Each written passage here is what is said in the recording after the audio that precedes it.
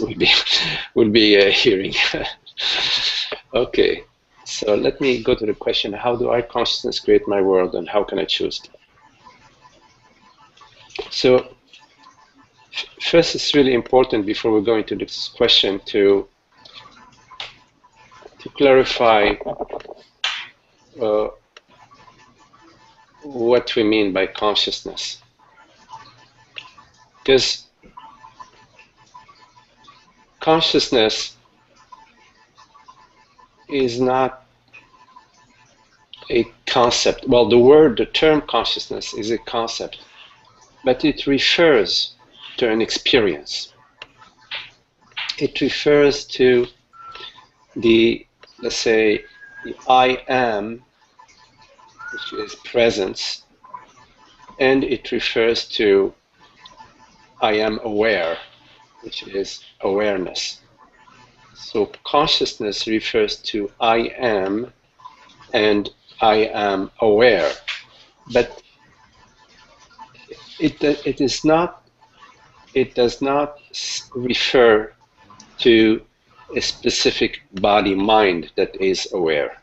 The common misunderstanding is that it is me, the person, me as the body-mind. That is the common misunderstanding. It's the association with the self.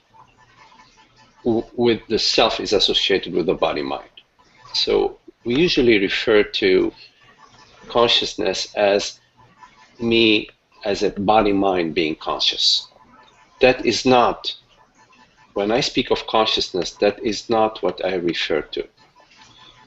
I refer to consciousness as being the universal, impersonal, intelligent, aware, awake presence that perceives all perceptions through, let's say, through the body-mind, through the senses. Consciousness perceives. It is not the senses that perceive. The senses are the tool, they're the instrument of perception, but they are not what perceives. So before we go into this question, how do I consciousness create my world, it's really important for us to understand what we are talking about. And so if there are questions about what is consciousness, this is a good time to address them, because that is a key understanding that needs to be clarified before we move on. So the world body-mind, meaning everything you perceive, what you're perceiving right now, whether it is a sensory perception or a mental perception, a thought, or a sensation, whatever you're perceiving is perceived by consciousness. It is not perceived by the brain, it is not perceived by the body, it is not perceived by the person, it is not perceived by the woman, it is not perceived by the man, it is perceived by consciousness. And this consciousness that I talk about is you. Meaning when we say, I perceive, I see, I hear, what we're referring to is not I the man or I the woman. We are referring to I as consciousness, I as aware presence. So if you go to your experience right now, you're perceiving the screen. But as you're perceiving the screen, there isn't any experience of a man experiencing the screen or a woman experiencing the screen. There is just experiencing. So the quality of consciousness is that consciousness has no gender. Consciousness, meaning this perception right now, is not being perceived by a 5'10" tall male or by a 5'4" tall female. And yet, there is this perception that is undeniable. So consciousness has no weight, no height, no dimensions. It has no density. It has no location. If you look right now at your experience, which is the experience of perceiving the screen or receiving a feeling or bodily sensation right now, and you ask yourself, where is this bodily sensation located? Where is this perception located? Where is this thought located? You will find difficulty to pinpoint a location. There isn't an actual physical location to experience. It is not located in a specific place. The best you could speak about it is that it is here now. But even when you say here now, it's still not a specific location in the way the mind thinks of locations. It is not in a specific time frame like the mind thinks about time. So consciousness is not measurable via the regular time frame dimension.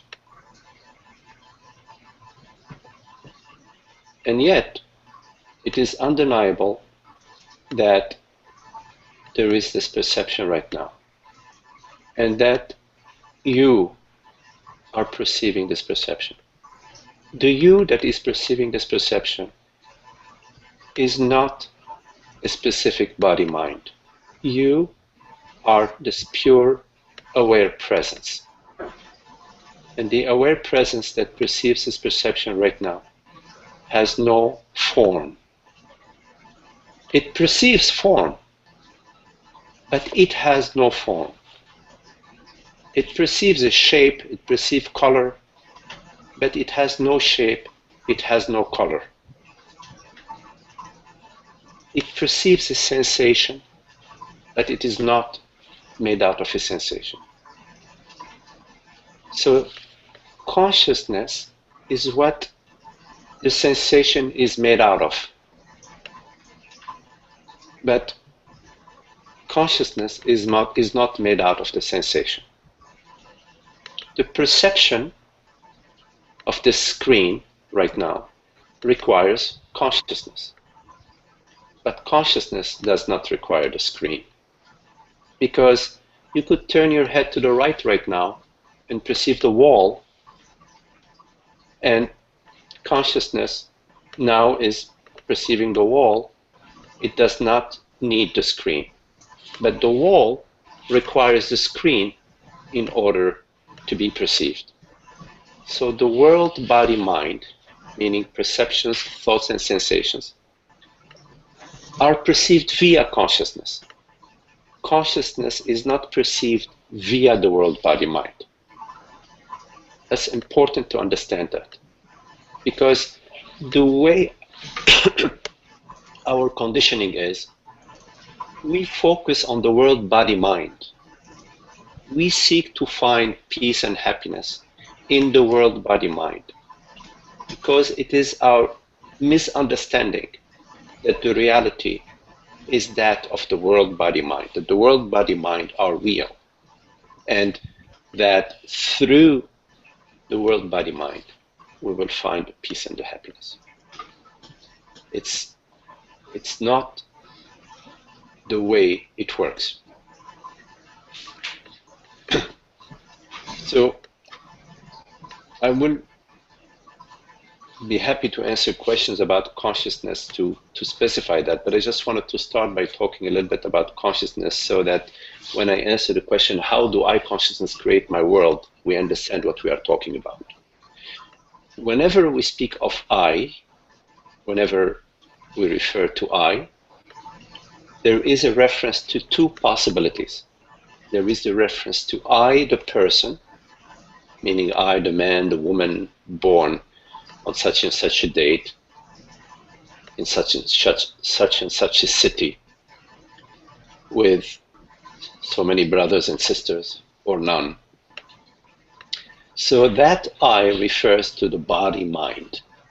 And there is another I that is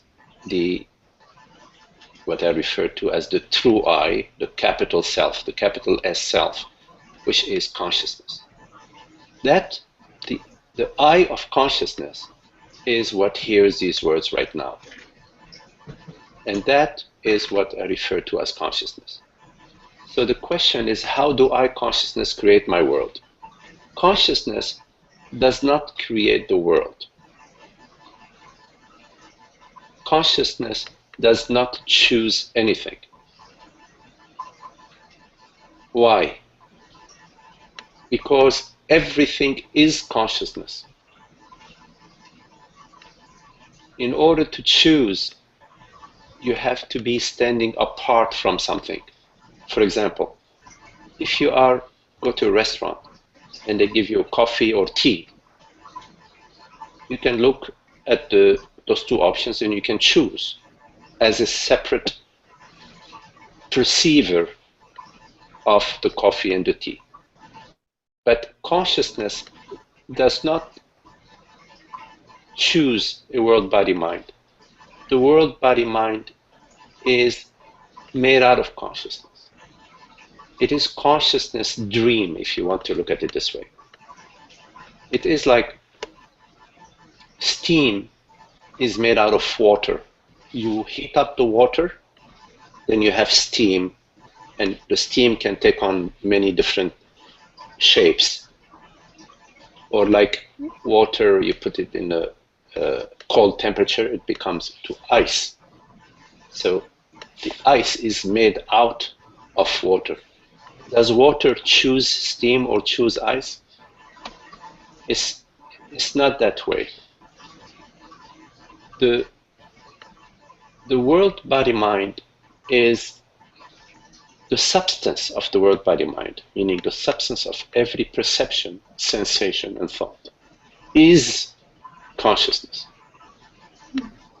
It is the mind that believes it chooses. It is the mind that is interested in the question of choice. It is the mind that says, oh, I need to make a good choice in order to be happy. I need to choose the right wife or the right husband.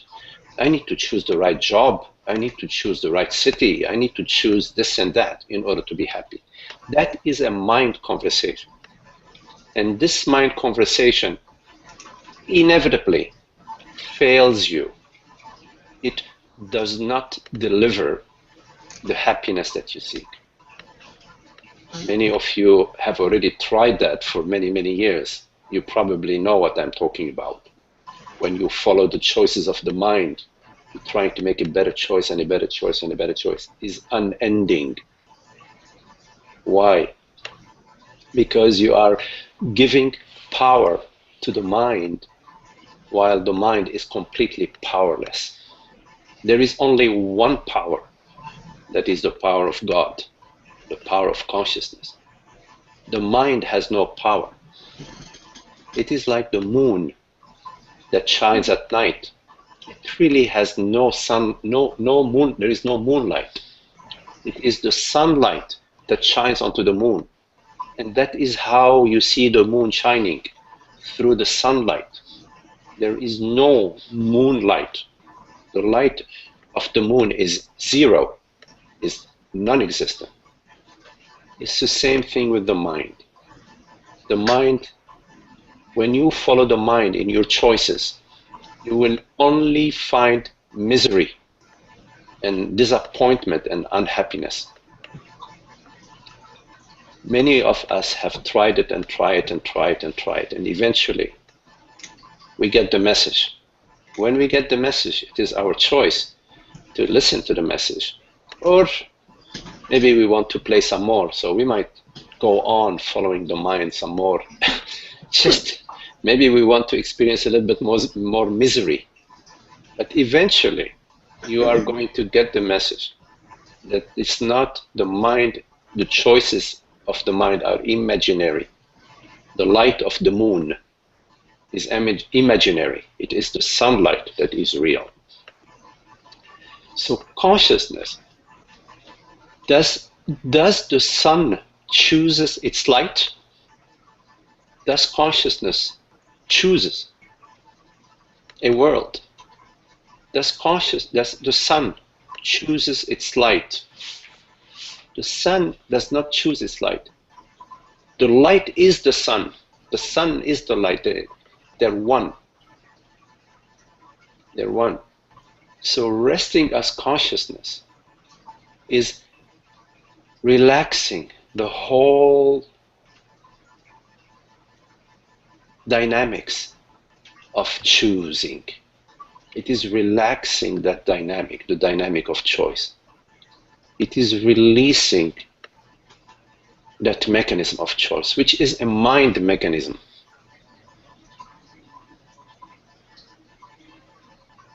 There is a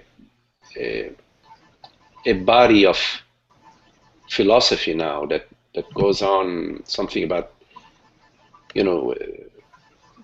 pick your thoughts, and as a result of what you think, your world will become as you think it.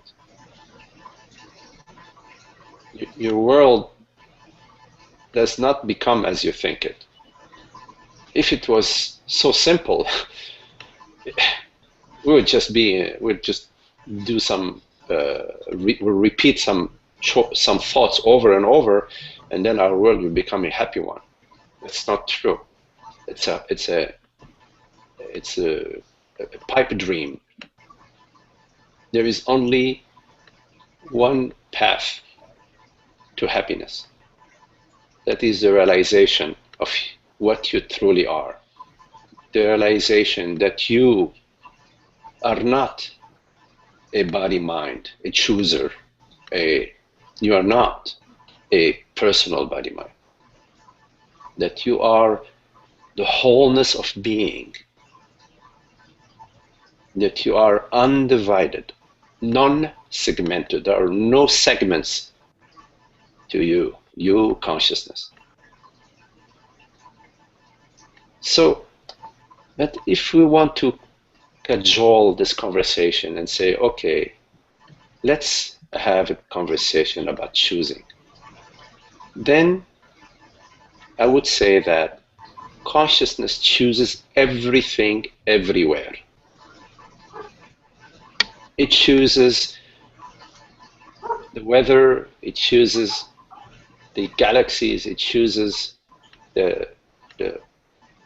where the acorn is going to fall off the oak tree. It chooses where the squirrel is going to build their nest. It chooses this conversation. It chooses your mother and father. It chooses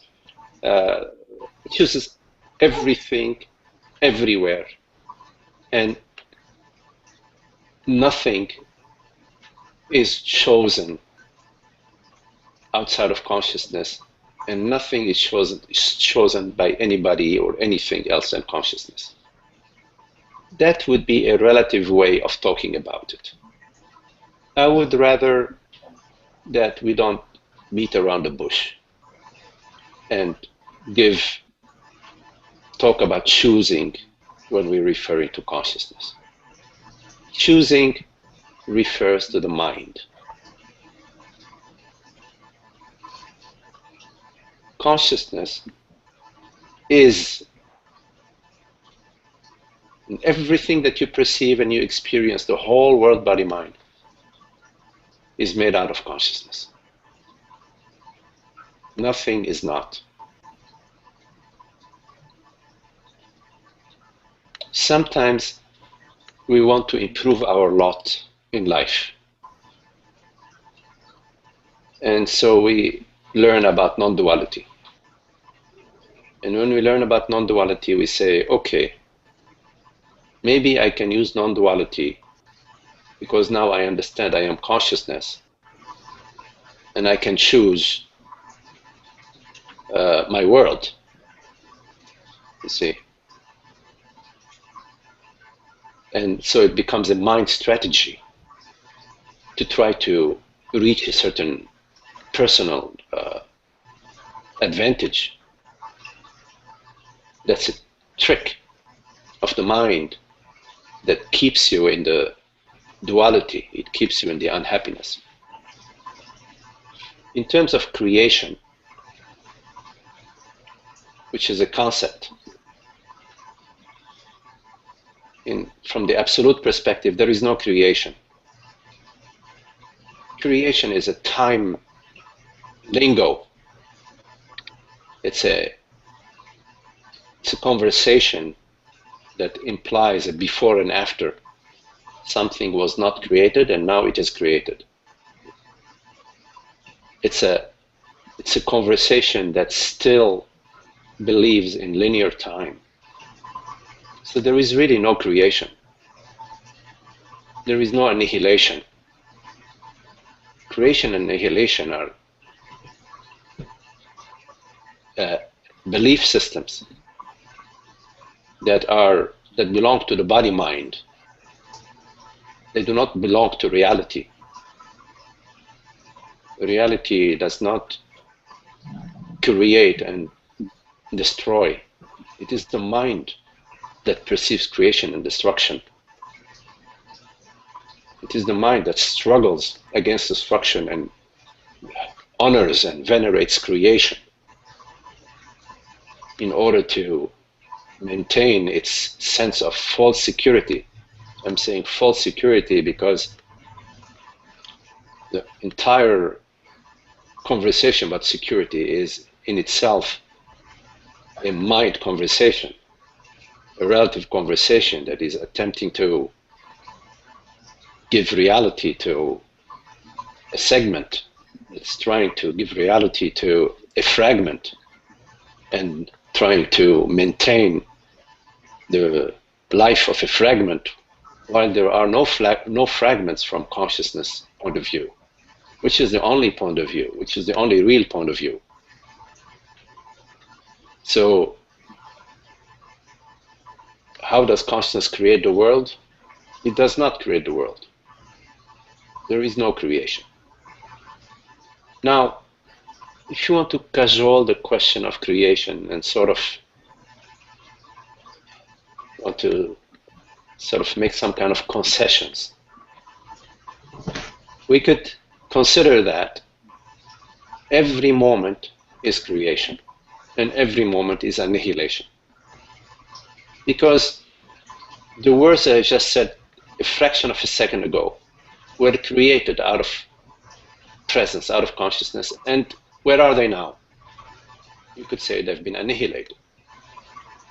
So right now, the sensation of your feet on the ground, you feel your feet on the ground, and boom, not even a fraction of a second later, you're thinking about New York City. So the sensation of your feet on the ground arose, and in a fraction of a second, they were annihilated. And then the thought of New York City arose, and boom, in a fraction of a second, that's gone too, and now you're thinking about your mother.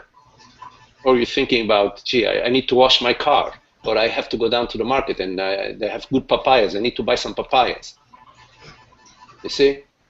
So this whole thing about creation and annihilation, if you want to talk this kind of language, then let's agree that everything is created and annihilated. Everything is created and dissolved moment by moment. But when we say moment by moment, it's as if we're creating time, which means we are now traveling in thought, and we're traveling in the alleys of illusion and the whole labyrinth of traveling from point A to point B. But there is no point A and no point B. We never go from any point to any point. That's just a mind event that you travel from place to place. You don't go anywhere. You never go anywhere. Why? Why would you go anywhere? Because you are everything and everywhere. It would be ridiculous for you to go anywhere. You are everything and everywhere. There is no everything and everywhere. Everything and everywhere is made out of you. You are that. You are consciousness. You are universal presence, universal consciousness. Body minds arise to you as events, as mind events.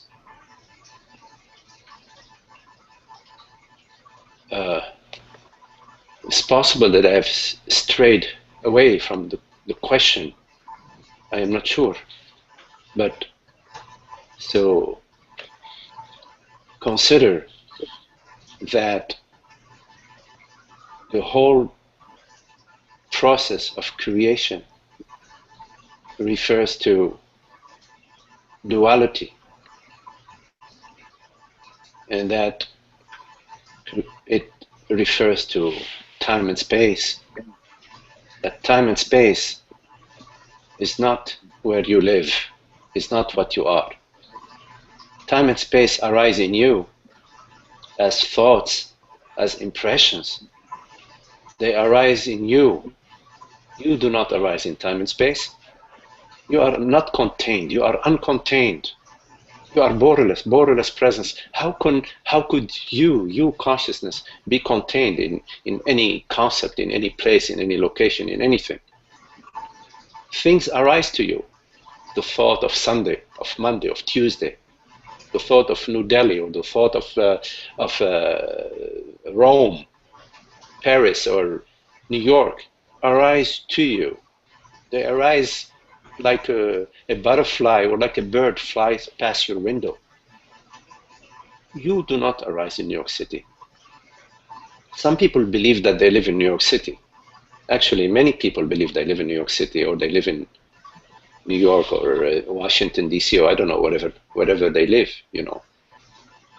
That's a misunderstanding. New York City lives in you. You know, Australia lives in you. Your house lives in you, is in you. You are not in the house. The house arises in you. Open your eyes and you see. You see, this perception arises in you.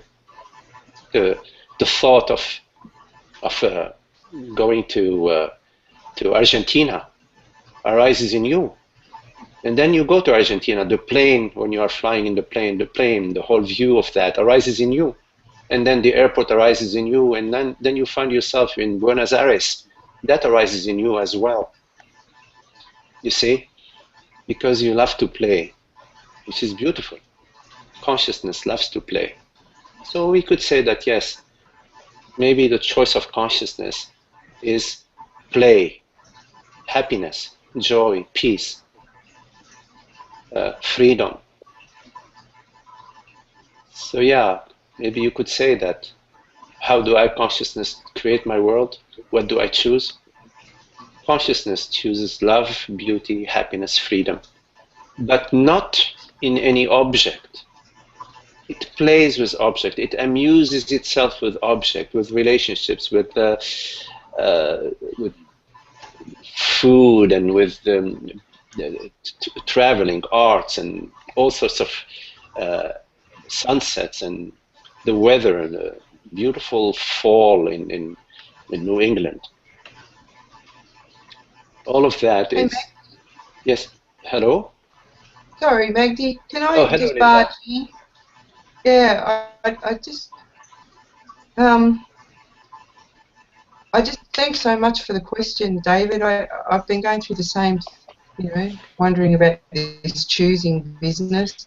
You're saying, Magdi, that consciousness, you know, can play with all this stuff, joy and peace, but it could only if it wasn't identified with all those things.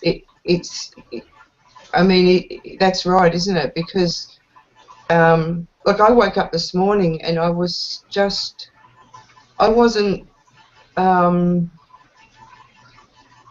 just had this burning, you know, like I just want the truth. I don't want to be identified with any of this stuff anymore. I just want the truth.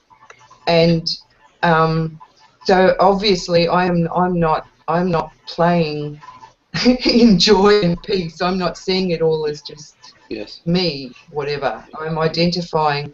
And even this morning I was sort of, because it's morning here in Australia, and I was getting ready, and I thought, and I put some makeup on. You know, I don't normally wear makeup in the day, but I thought, well, I'll put makeup on.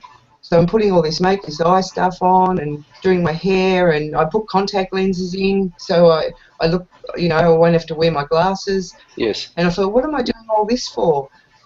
And it sort of occurred to me that I had this wacky, crazy belief that if I put makeup on, I've got more chance of awakening to the truth, you know?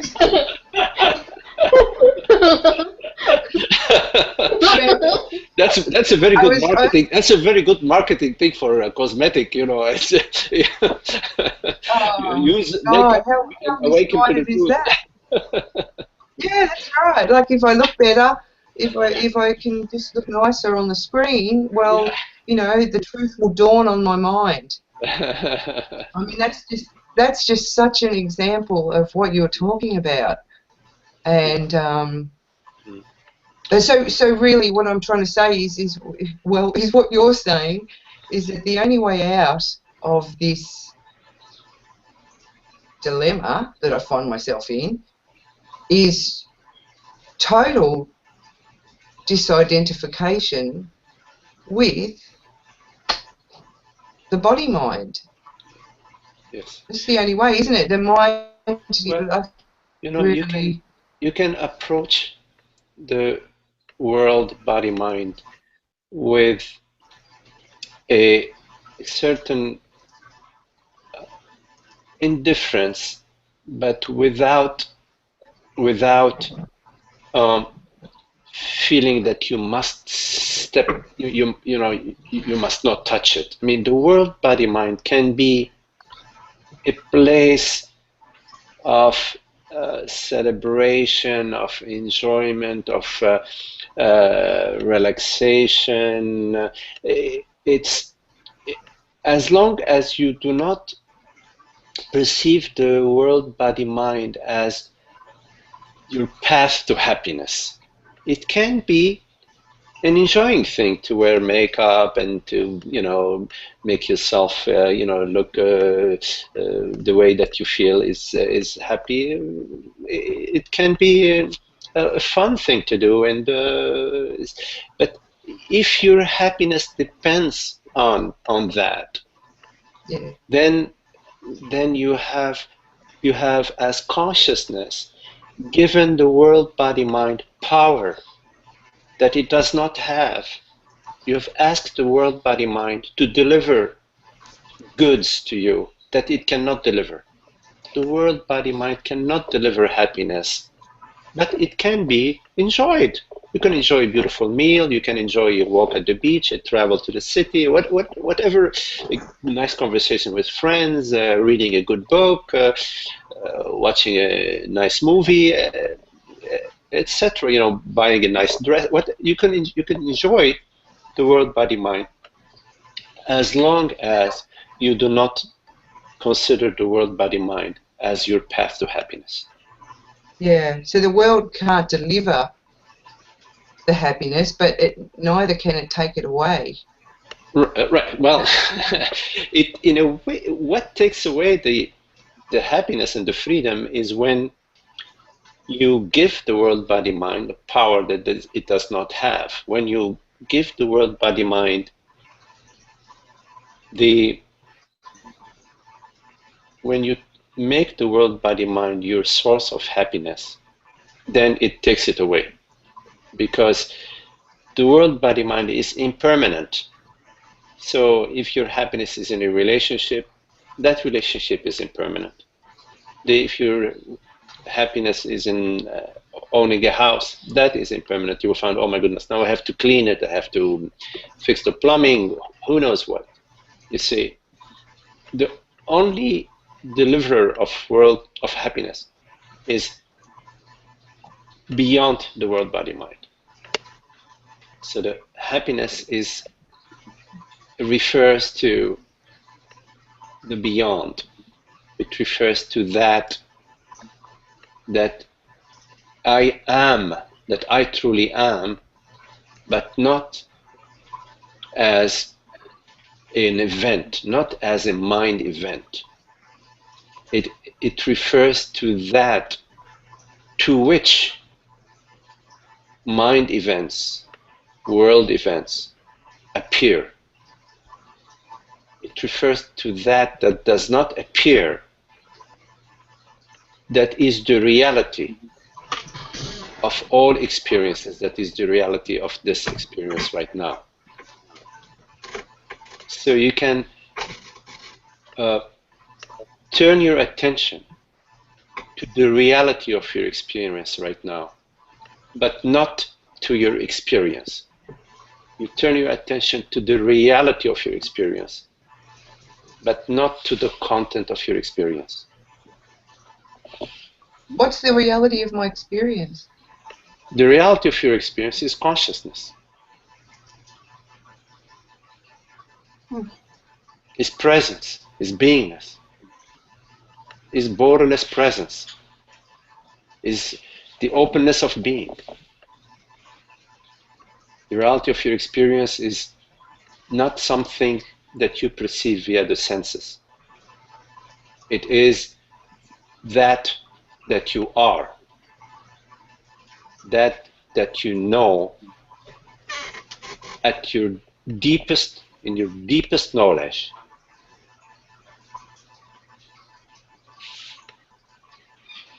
It is the presence that hears these words. The reality, it's reality that perceives. It is reality that hears. It is not the body-mind that hears. It is not the ears that hears or the eyes that perceive. It is reality that hears. It is reality that perceives. The eyes and the ears are instruments. You can consider them instruments, tools, like binoculars. The binoculars do not perceive.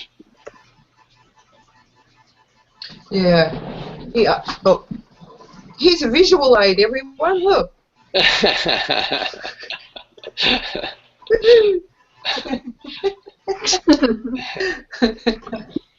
For my bird watching. Yeah, it's beautiful to watch birds. I love it too.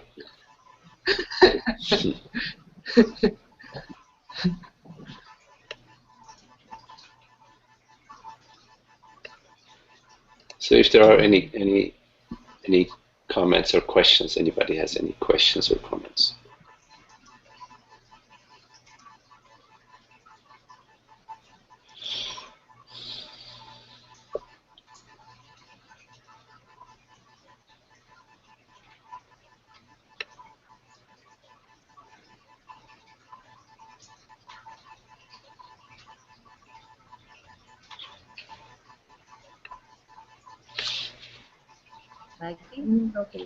Can I ask something?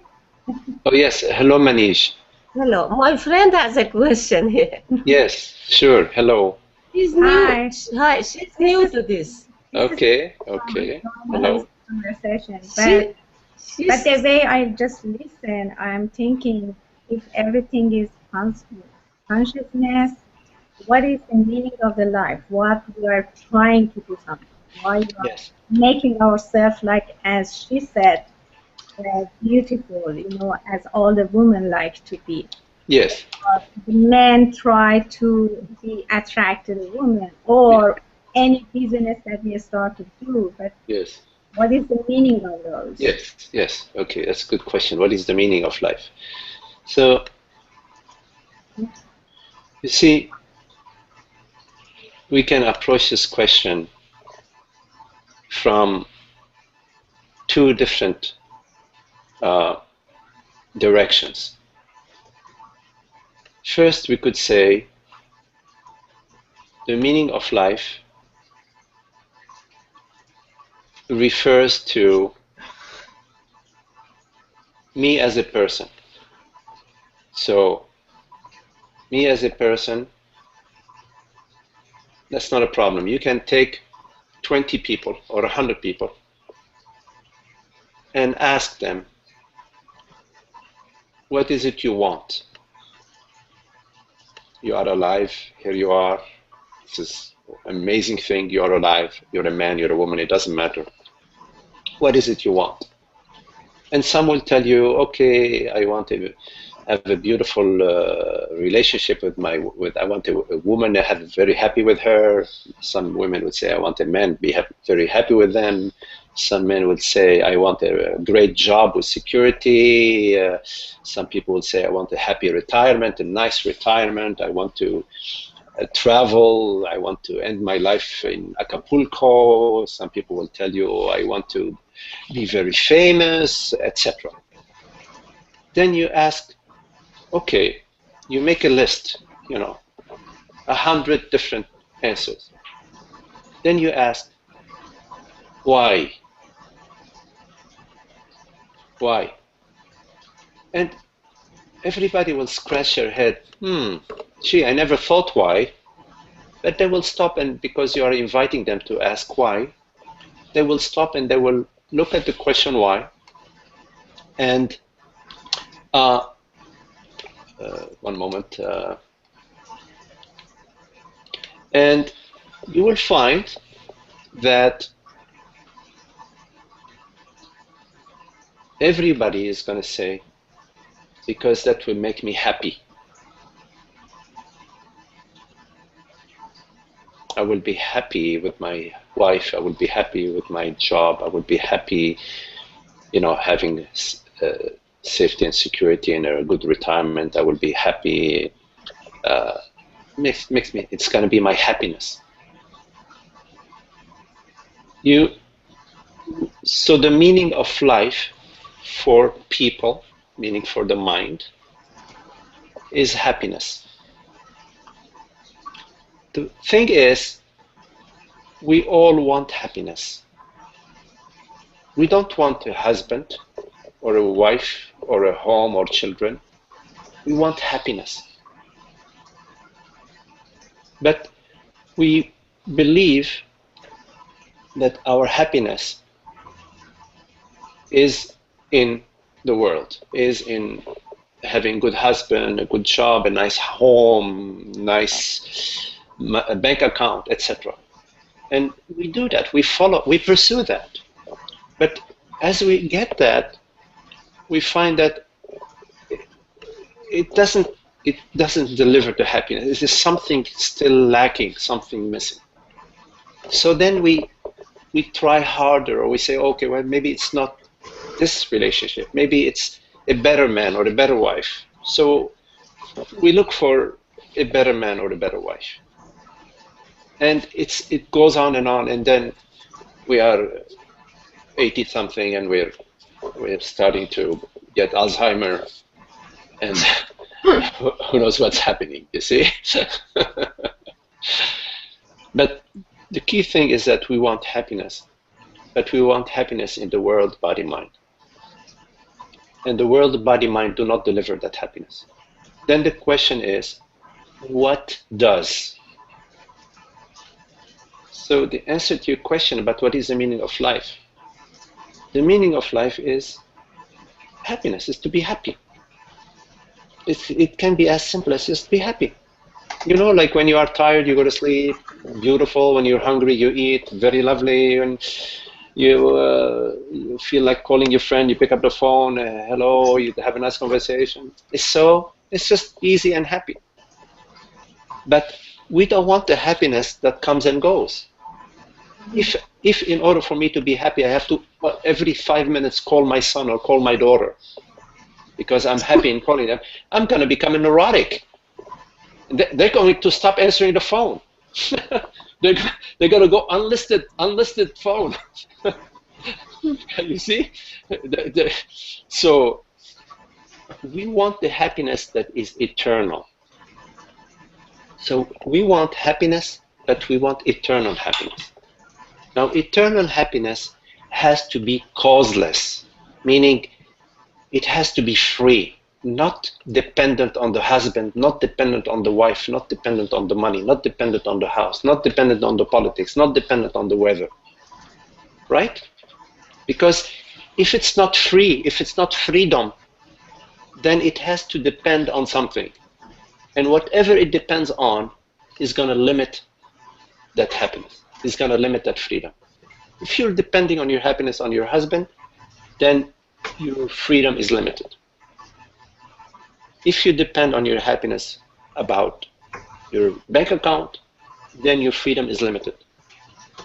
Because if the value of the dollar or the yen or whatever drops, oh my God, you know, my 20 million right now mean they're $200. Big disaster. My happiness is out the window, boom. So,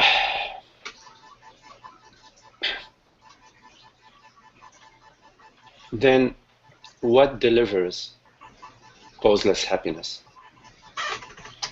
Only God does.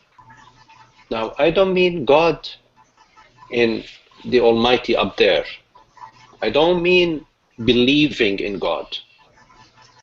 I mean realizing your true nature, realizing who you truly are,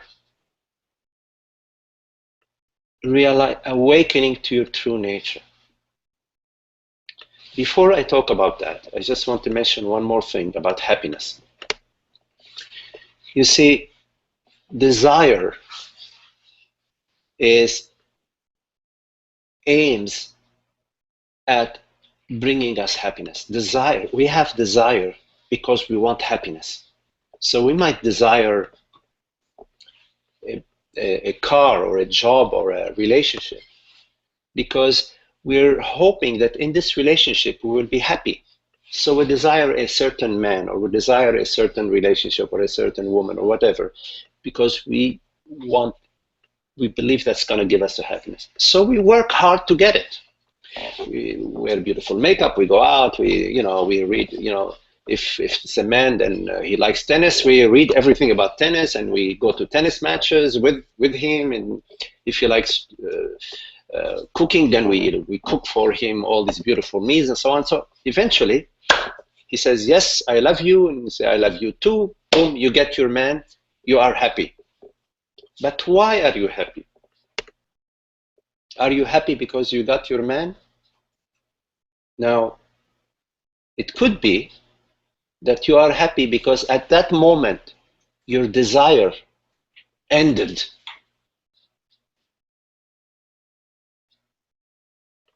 It could be that happiness is the absence of desire and not getting something or someone.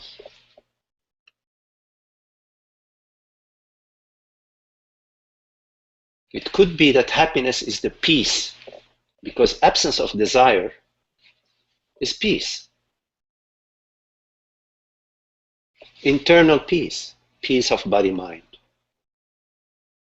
Yes? So I want you to contemplate that, reflect upon that. The other thing I wanted to share with you is that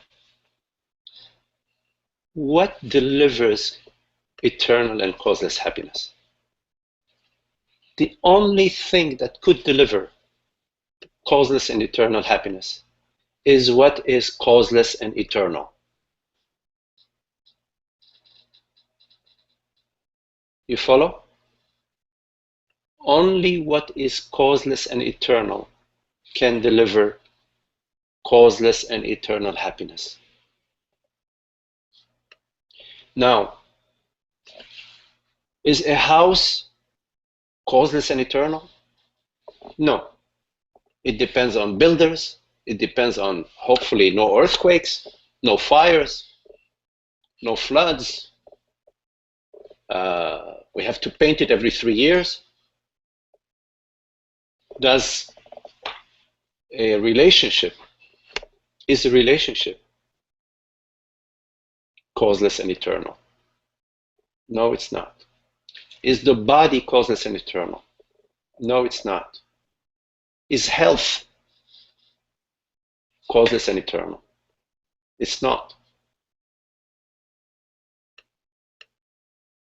So, if we are looking for happiness, meaning eternal happiness, that does not depend on anything, we should not place our bets on the wrong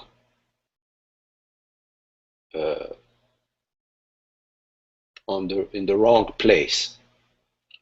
We should not be placing our bets on the world, body, mind that are not eternal.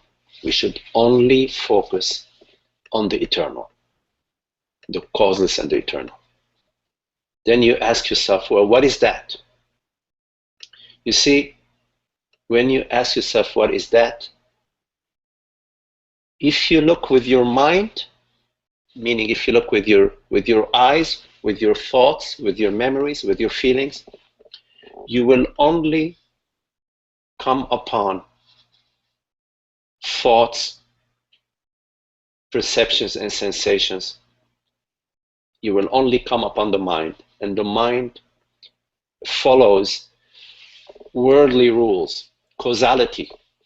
Yeah? If you water the plant, it grows. Yes?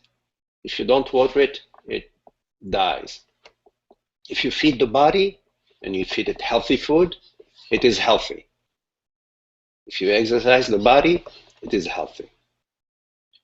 So the world, body, mind follow the rules of causality. There is a dependency. A depends on B, depends on C. The body depends on oxygenation. We need to make sure that there are certain elements that the body gets in order to be healthy. Yes. So the world, body, mind are not the way. Well, what remains? What remains is consciousness. Consciousness being whatever it is that hears these words right now. You hear these words right now.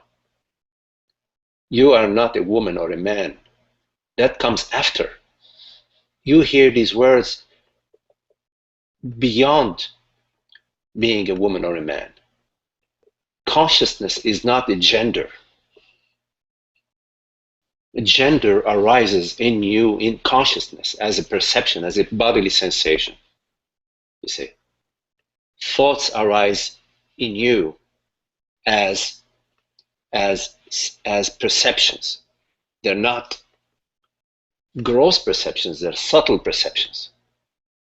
Like feelings, they're subtle perceptions, but they're still perceptions.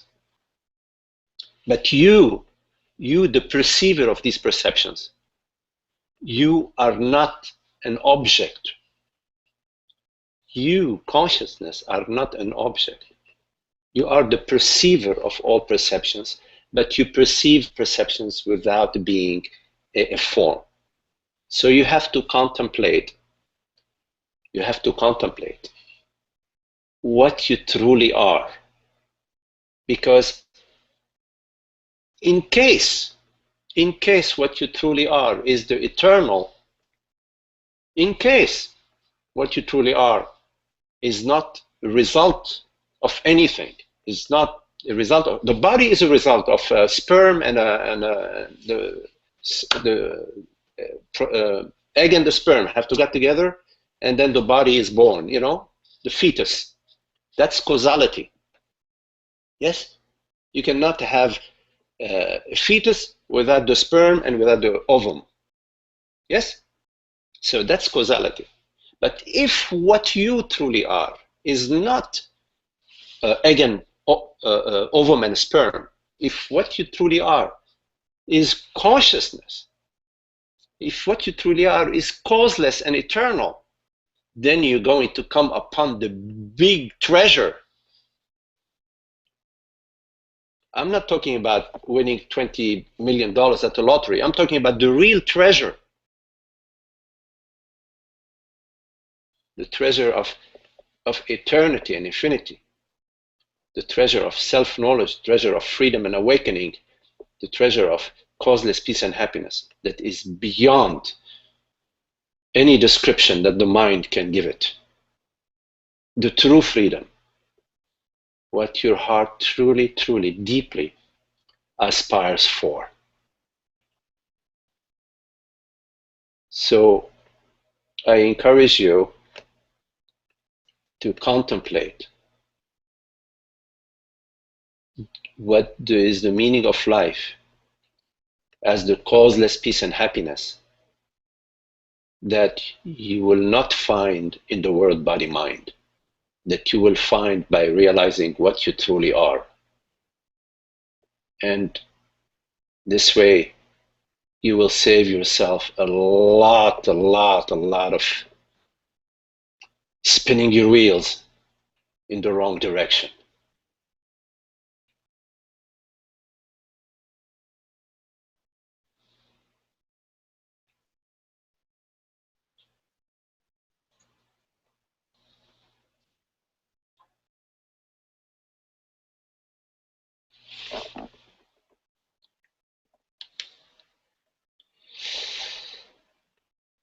Welcome.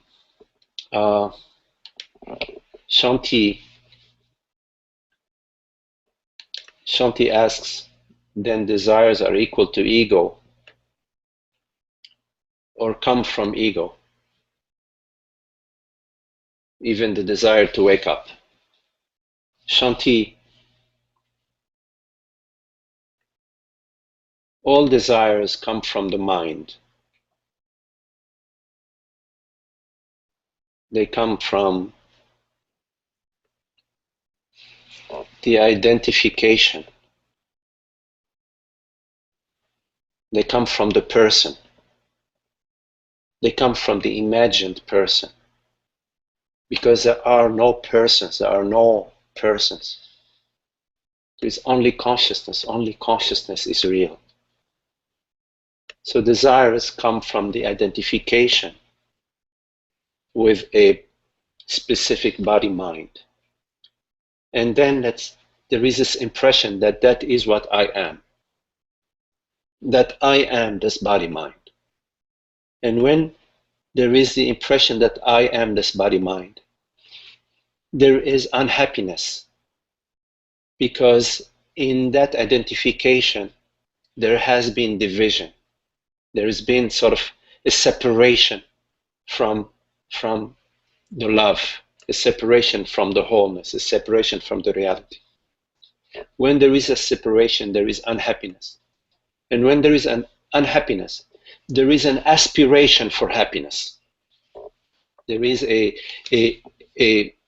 yearning for happiness. And so this yearning for happiness is an important yearning.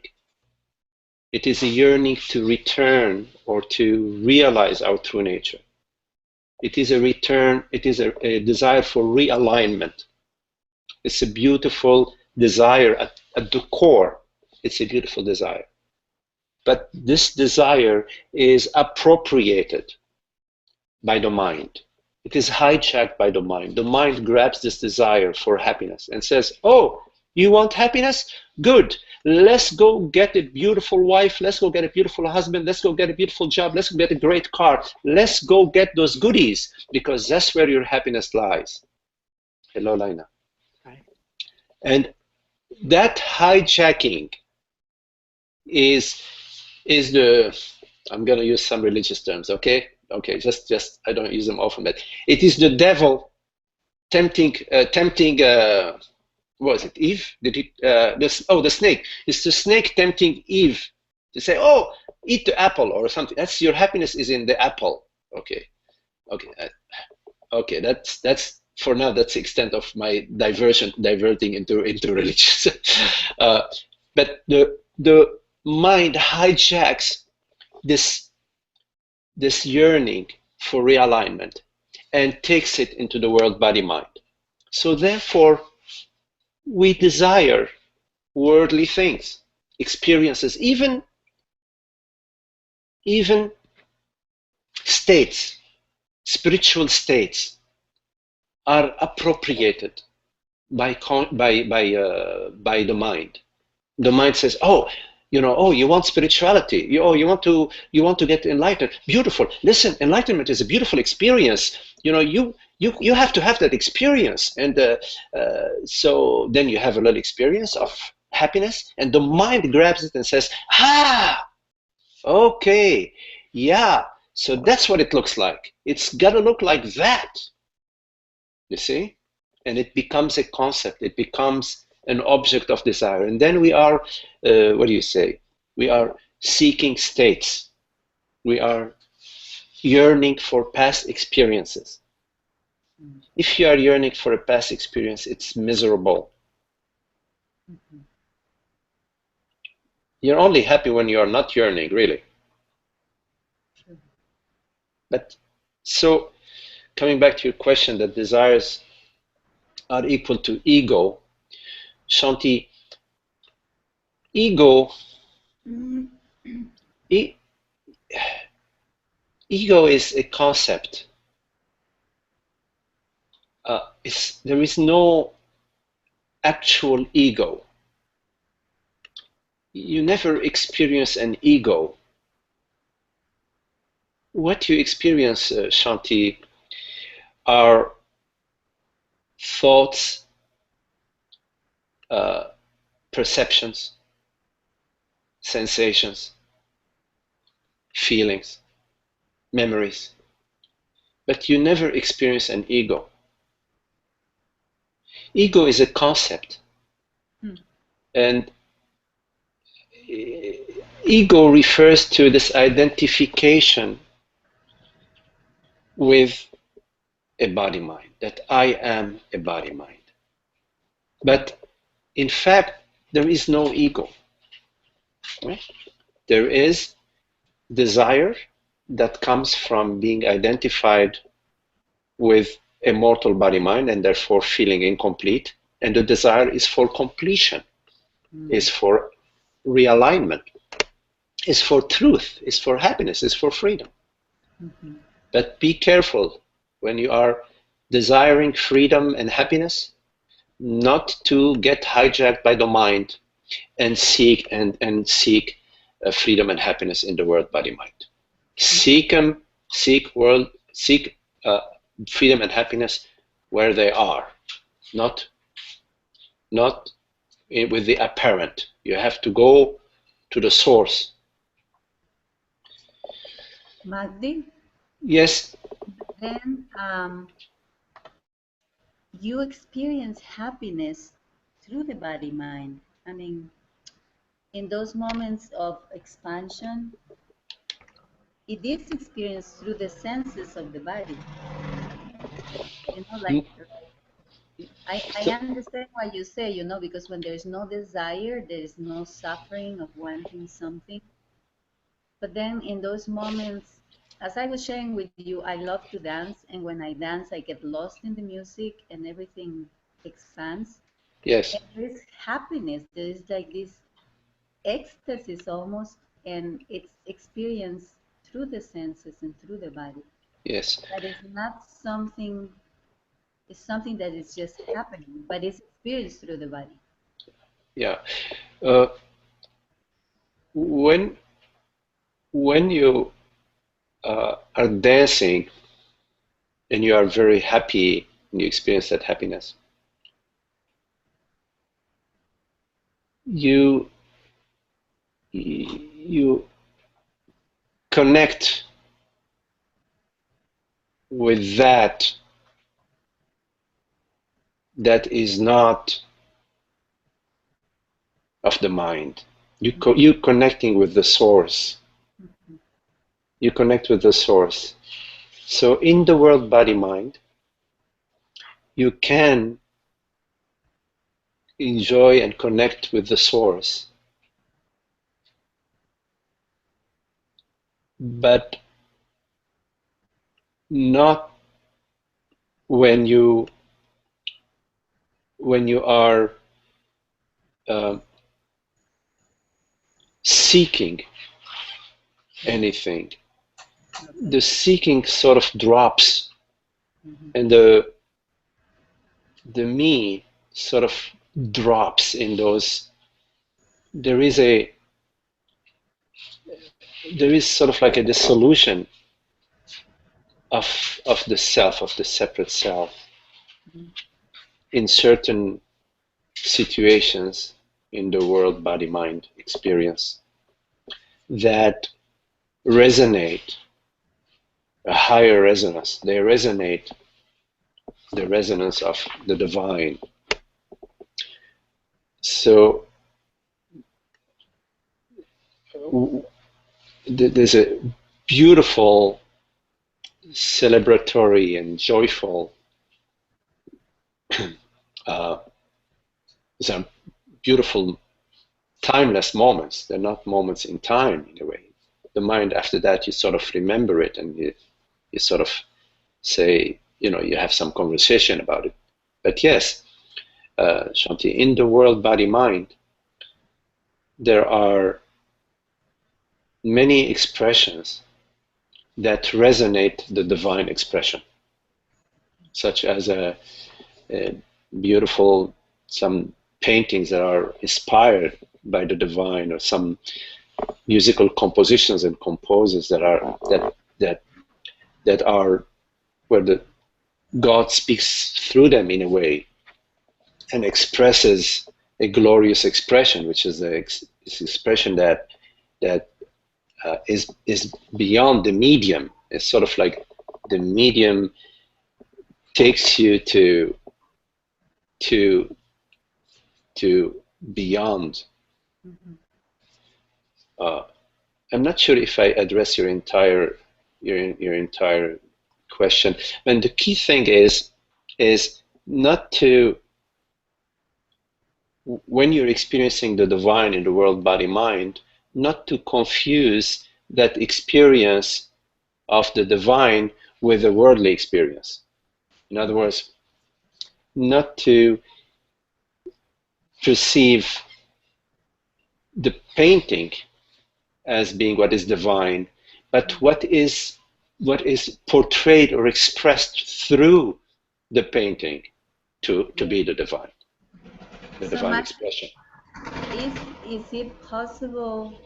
Because I feel there is like a dissolution in that moment. Not, it's not a word. It's like dissolving somehow the person in those moments. It's not there. Is it possible to live like that every moment? Yes, absolutely. This was the question that Manisha's friend, sorry I didn't get your name, that was posing. That yes, this is what we're addressing. So you see, what you refer to in, like, when you're dancing, or when there is this expression, this divine expression, you're actually referring to a non-experience. It's a non-experience. It's beyond experience. So what it is as if it's a peak. It's as if God is giving you a preview, or he's giving you a peek into her glory and her ecstasy. Yes, he's giving you a peek. Now, the question is it possible to live this way? The answer is yes, it is possible to live this way, but not as a person. Not as a person. Meaning not identified as a world body mind. Not as the sorry,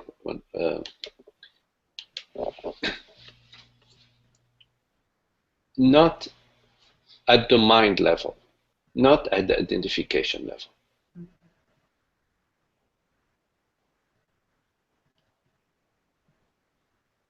Thank you. You're welcome. Priyanka, you wrote a note. the note that Priyanka wrote is you spoke of creation and human birthing. What about birthing from consciousness? Like from a non-dual union, like expressions from the source.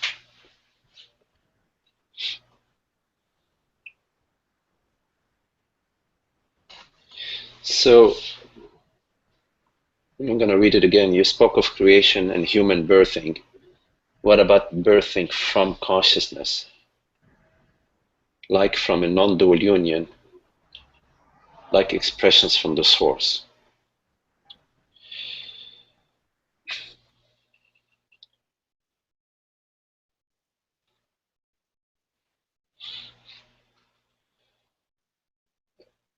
I'm not sure I fully understand your question, but I will speak. I might be speaking maybe not to your question, but to my understanding of your question, and we can have follow-up conversation about this. So, what about birthing from consciousness? What would birth from consciousness? What is it that would birth from consciousness? In that very question, as I read it, I might be misunderstanding what your meaning is, but as I read the question, what arises here is what would birth from consciousness? If consciousness is a wisdom, okay, yes. If consciousness is the reality, as in beauty, yes. If consciousness is the reality and the only reality, the one reality, the reality of the world, body, mind, the reality of all experiences, then nothing would birth from it. But as you just added those few comments about wisdom and beauty,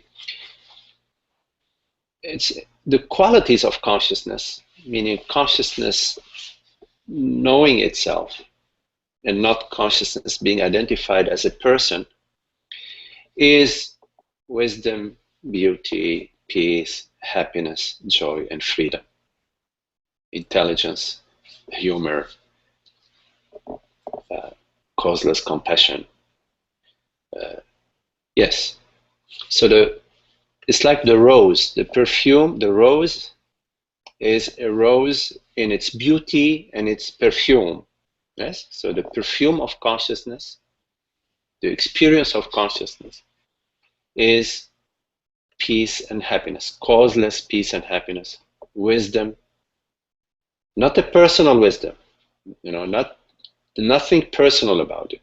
It is the wisdom of God, the wisdom of the divine wisdom, and it's beauty, not a beauty in the world, but a beauty that creates beauty in the world. It's the source creating beauty in the world. So the experience of consciousness, and this is in a way how you can also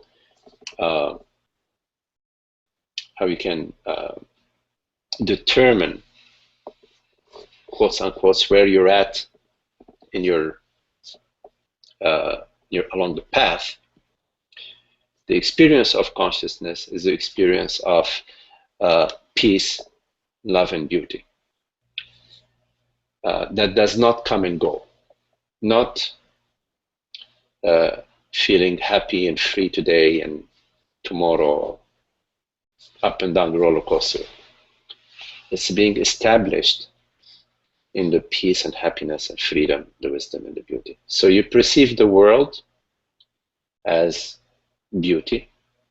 You perceive the body as peace and happiness. And you perceive a relationship as love and compassion. So these are the the expressions of the source, Priyanka. Yes, yes, yes.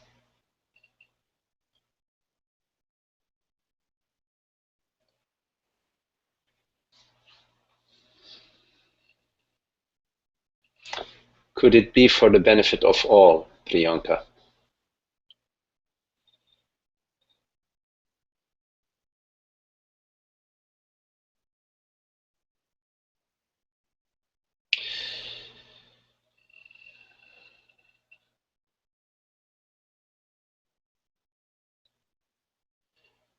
It's yes and no.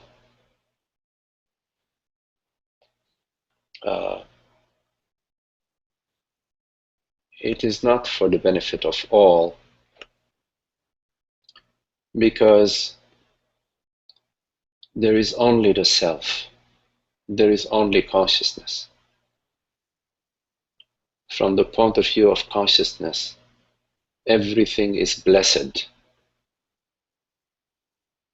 Everything is divine and holy. That's the no part to my answer. The yes part is that we are all one body-mind experience. We are all one, fueled by the same source, and we're all intricately connected. And so at that level, although some experiences might seem to be happening at the local level, the experience of consciousness is not personal, it is universal. And so it does benefit all, it does bless all. But again, it's really important to realize that from consciousness's perspective, there are no others. There is just love, beauty, freedom, happiness, wisdom, joy, and blessing.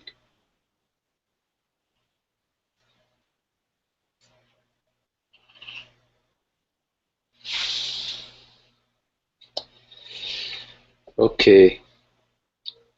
Thank you all for your lovely presence and company. Sorry about the technical mishaps in the beginning, and thank you, David, for sending me the link and getting me back on board. I am a novice at this, as many others might be. Blessings and namaste. We'll see you soon. Thank you. Goodbye. Thank you. Thank you all. Thank you all.